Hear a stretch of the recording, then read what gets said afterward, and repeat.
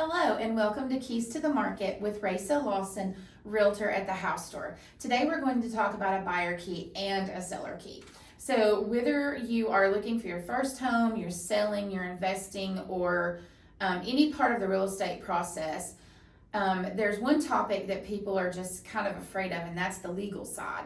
So we're going to dive into that today and talk about legal insights with a real estate attorney. So I've brought in an expert to help us navigate these topics today, and my special guest today is Hudson Chastain. So I am going to let him introduce himself and talk a little bit about himself and his firm. Hudson, welcome to the show. Thank you so much. Thanks for having me on the show. You're welcome. I'm excited to be here and talk a little bit about some real estate law issues. Like she said, my name's Hudson Chastain. I work at Bernstein, Stair & McAdams. I'm an attorney. I specialize in a little bit of everything with real estate, estate planning, litigation, whatever it is, we handle at our firm. So I'm excited to be here and talk about some of these issues. Yeah, well, thank you for joining us. Okay, so let's just kind of start simple. So when people hear a real estate attorney, they automatically think something is wrong, but that's not necessarily the case. So can you go into detail a little bit about that? Yeah, absolutely. In terms of real estate attorney, we can help in a lot of different ways, whether it's drafting contracts, whether it's reviewing contracts, whether it's helping with leases, whether it's helping enforce those leases. And also on the back end, if there ever are issues, of course, we can help with litigating those issues and enforcing certain rights of landlords or renters or buyers or sellers. All those things kind of add up. So it isn't just litigation when it comes to real estate attorneys. It's everything with contracts and it's everything in between. So definitely not always just something is wrong, for sure. Okay, so let's talk a little bit about contracts. So that's where things can get a little bit overwhelming sometimes for people. So what are the biggest mistakes that you see buyers and sellers make when it comes to contracts? Yeah, with contracts, buyers and sellers have different responsibilities and different duties and obligations, of course, under these contracts. In terms of the actions they take, a lot of the times the biggest mistake is just not reading them and not understanding them. When you're a buyer or a seller, you need to make sure you understand the terms of your contract, and that can come from your agent being able to tell you what exactly they're giving to you, or it can come from an attorney telling you your rights under those contracts as well.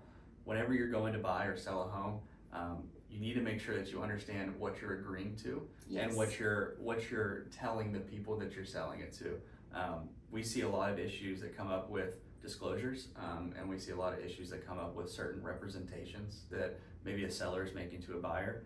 And a lot of those issues could be avoided with good preparation on the front end, and it could be avoided with good communication with your agent and with your lawyer on the front end as well.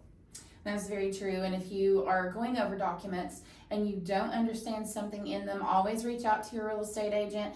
And if they can't offer a legal opinion or advice, because we cannot give legal advice, but if it's in that lane, we can always refer you to a real estate attorney to explain things in further detail, but make sure you understand before you sign these documents for sure. So what is, I see a lot of buyers get excited and they want to move like super fast, which, you know, if they get excited, they're like, oh, I want to buy this house, and they want to put the contract in and they just want everything to go like warp speed.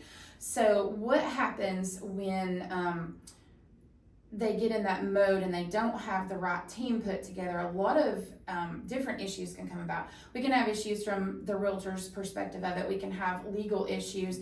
So when they do get in a hurry, things can be overlooked. So can you address that just a little bit? Yeah, absolutely. As a buyer and as a home buyer myself, I know I was so excited to get in that home and close on it.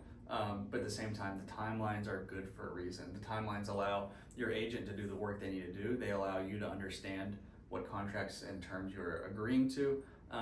And more than that, there are certain things that might need to happen that are third-party issues, whether it might be a lender or there might be some kind of title that needs to be cleared. So although buyers might get excited, and it's understandable why they would, it's good to allow that process to happen. We see a lot of mistakes that happen in terms of people getting too excited and maybe overlooking certain terms or overlooking certain things, and they say, oh, that won't matter, or oh, that's not a big deal, or oh, I don't know.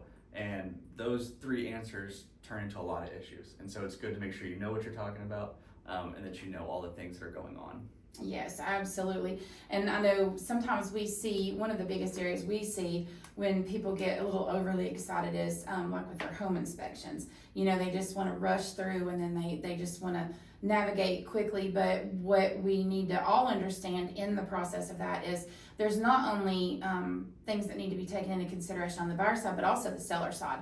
So if you're asking for said repairs, let's just talk about the inspection for an example. If you're asking for said repairs, and the sellers also need time to do their due diligence to figure out what it's going to take to make the repair, if they have time to do that within the scope of the contract, if a price needs to be renegotiated, or how that's going to happen. So just taking the time to slow down and make sure that we're addressing every topic in a timely manner, that is the most important. Absolutely, and most of the time when things come up, it's because they're overlooked or rushed through like that. And so you want to give, if you're the buyer, you want to give the seller time to do what they need to do.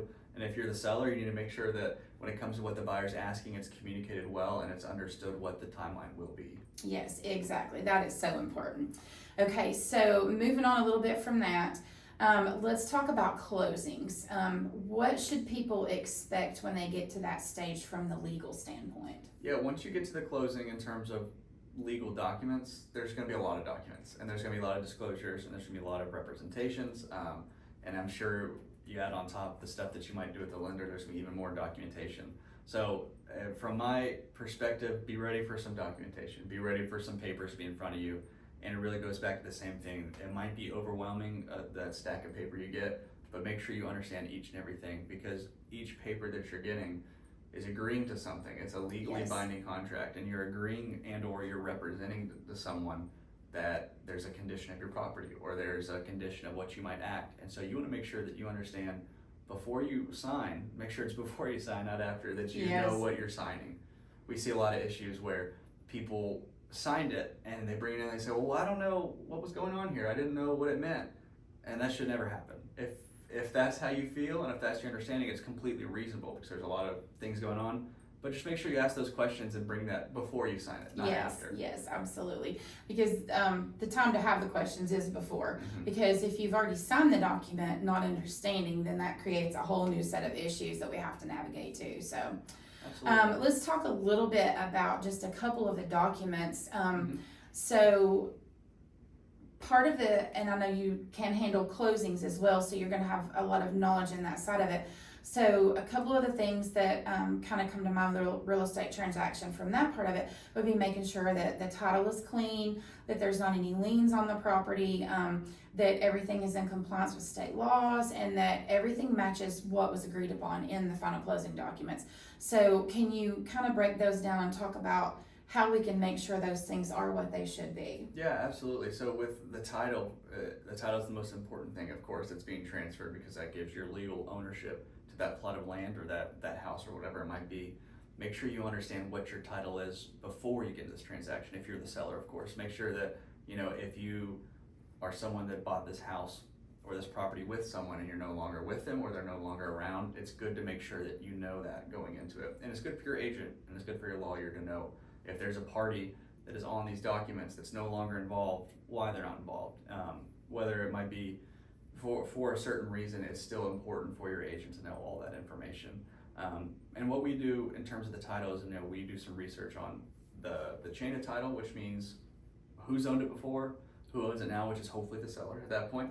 And if there's a trust that owns it, if there's a business interest on it. And of course we look, as you mentioned, to liens, or we look at any kind of levy on the property. If there's an HOA lien, if there's something like that, it needs to be known. And one thing that we always talk about, and it is true for everything, but it's especially true with transactions, is full honesty is truly the best policy. Even if there's some bad information that is about your property or there's some kind of lien on there, you need to let it be known and you need to be real about it and say, if that's there, and you can deal with it. It's much better to be honest about what's going on, and it makes the agent's job much easier. Yes, it does. Yeah, and sometimes things are uncomfortable to talk about or to disclose, but disclosure is always the best policy. Honesty is always the best policy. So definitely agree on that 1,000%.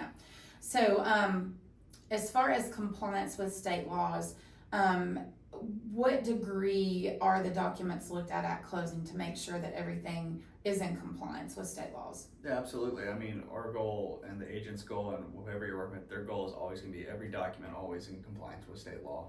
And what that means is, I know a lot of people use certain forms for these contracts, making sure that those terms are applicable to the most recent state laws and making sure that those laws are lining up with all documents. We've talked about previously that there are so many laws that change and laws that might be in effect at one point but aren't in effect at another point. And so making sure that at the time of closing, at the time of this transaction, that you are updated on the correct laws and that all those forms reflect that. That's very good information for sure. So from my side, I always tell clients closing day is not the time for surprises. So if something feels unclear, speak up. Whether it's something personal going on that you think might affect the process, or it is a fact about the property or something to that degree, always speak up. Yeah, absolutely. I know the thing that I dislike the most is we do all this preparation and we get ready to close a deal, or we get ready to finally transfer a piece of property, and then at the last moment we're told new information that we didn't know. And it's not that the information is fully bad or fully good, but it's always bad when we don't know it, and it's something that you can't deal with. So of course, no matter how small the detail is, whether it's a new AC unit you got put in just a week ago that you haven't told anyone about, or if it's about a whole project that's been done on your property, make sure people that need to know that information. Yes, and some things are like if you just had an AC put in, so we'll fill out the update on the disclosure. Mm-hmm. But if it's something that's going to be a little more involved, it could affect the closing. Like it could delay the closing or potentially not even happen because you have a closing date to meet, and if that's not met, then either party can walk away. So if you're trying to buy a house and you fail to disclose something, and then the seller decides they don't want to wait for you to fix it, you could lose out on that house.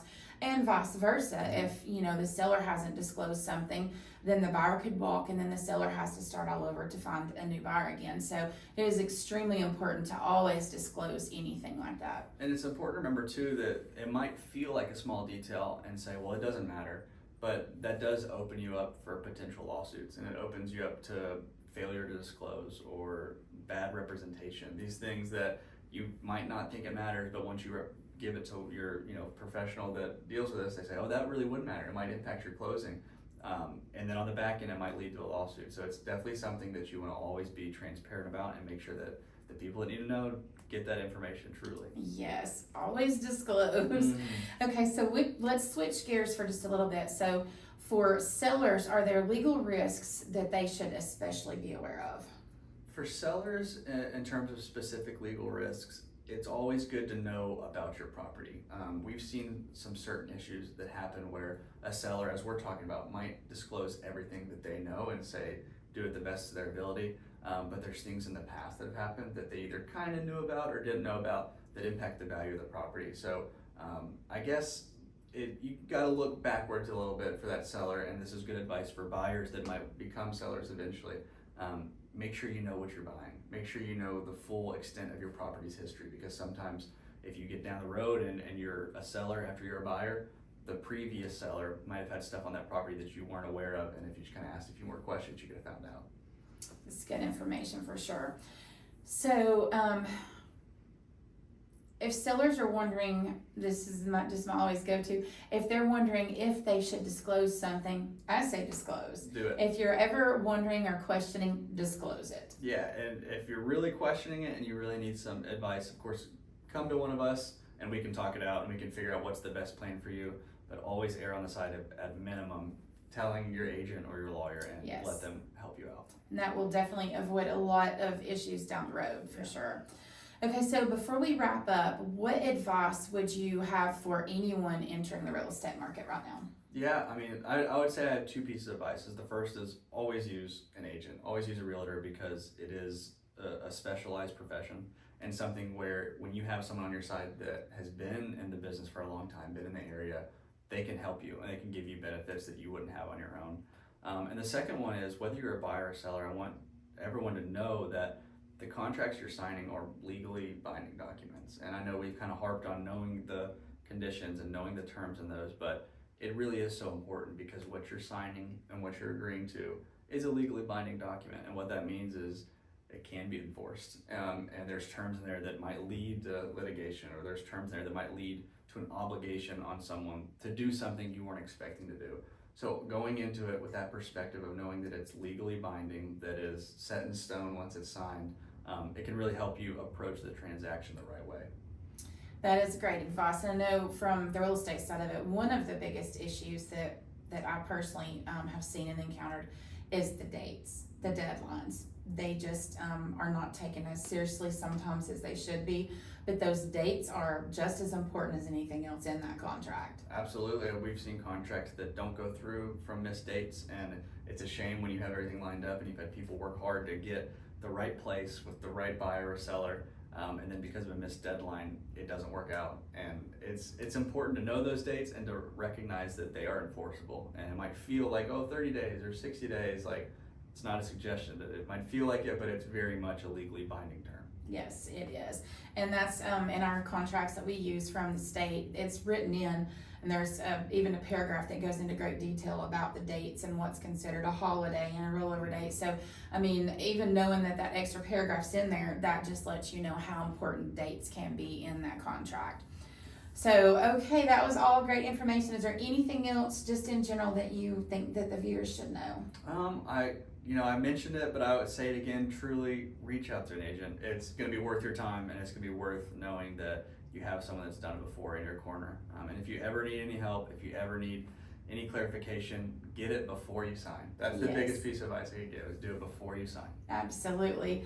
And this has been a lot of good information. So if we've covered topics that you have further questions about, or maybe something we didn't cover that you have a question about, I'll have all the information for myself as well as Hudson in the information listed below the podcast. So feel free to reach out to either one of us, and we will be more than happy to answer any questions that you may have.